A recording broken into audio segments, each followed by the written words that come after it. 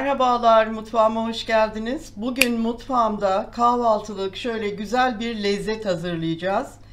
Peynirli ekmek dilimleri yapacağız. Aynı zamanda bayatlamış ekmeklerimizi de değerlendirmiş olacağız. Ben süzme peyniri kullanıyorum. Arzu ettiğiniz herhangi bir peyniri kullanabilirsiniz. Şöyle bir adet de salamura peynirim var. Onu da ilave edeceğim. 2 adet yumurta, 50 gram kadar yumuşak margarin kullanacağım. 2 adet küçük kırmızı biberim, 2 adet de yeşil biberlerim var. 1 adet domates, 1 adet de kuru soğanım var. Domatesimizin kabuğunu soyup minik minik doğrayacağız.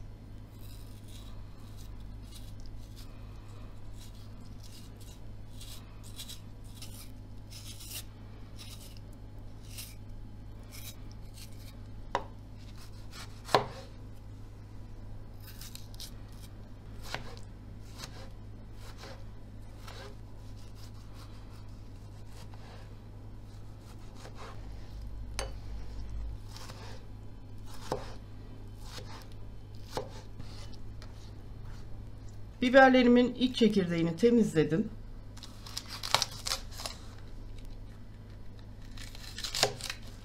Çok büyük olmayacak şekilde doğrayalım.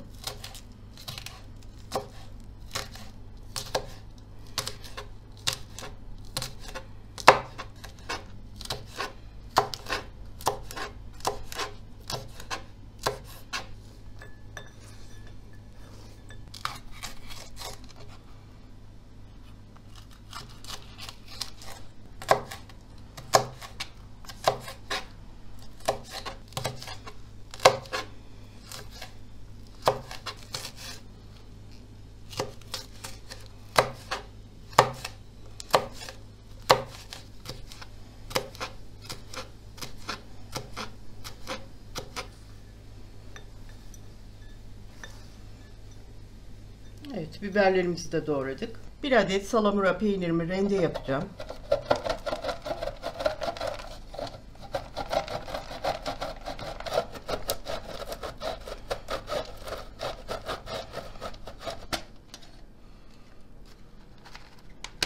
Peynirlerimizi alıyorum karıştırma kabının içerisine.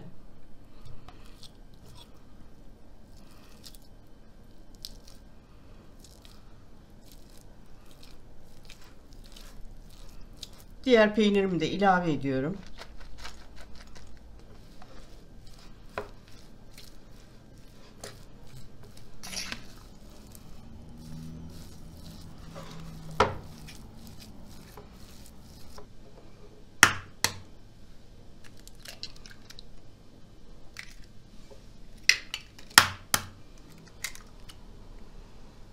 Yumurtalarımı da kırdım içine. Şimdi güzelce karıştıralım.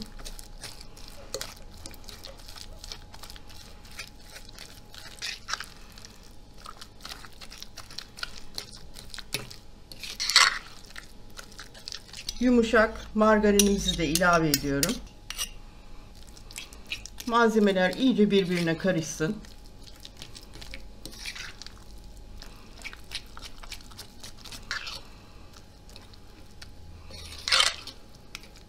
Soğanımı rende yapacağım. Direkt içine yapıyorum rendeyi.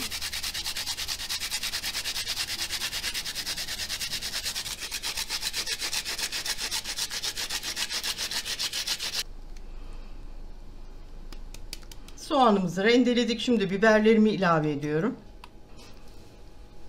Domateslerimi de ilave ettim.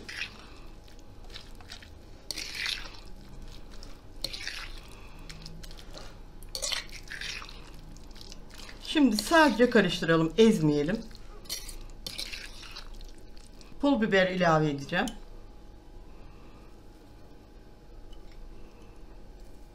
İki çay kaşığı yeterli. Karabiber de ilave ettim. Çok güzel bir karışım elde ettik. Tuz koymayacağım. Peynirlerimizde tuz var.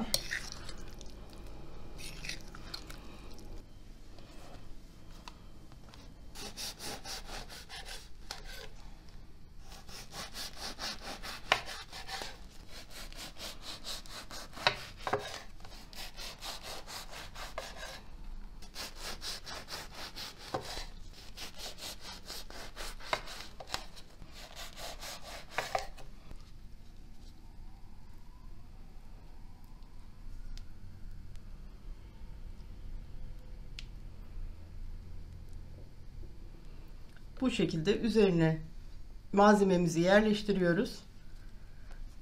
Bol bol koyalım.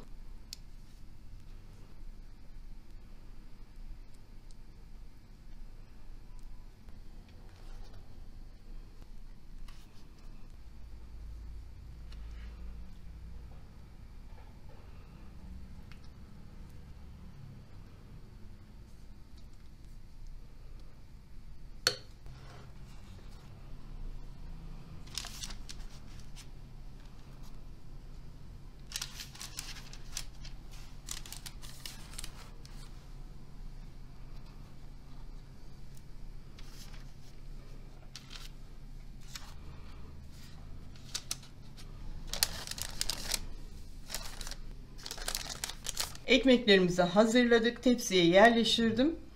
Şimdi 185 dereceye ısıttığım fırınıma göndereceğim.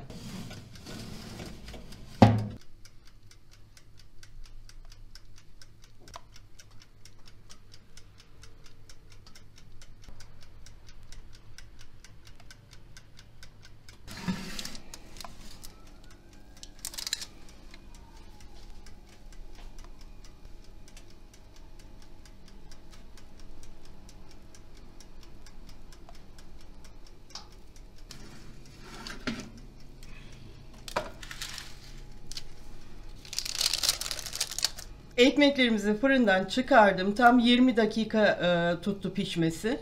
Siz kendi fırınıza göre bakın, ayarlayın. Dinlendikten sonra servis aşamasında tekrar buluşalım.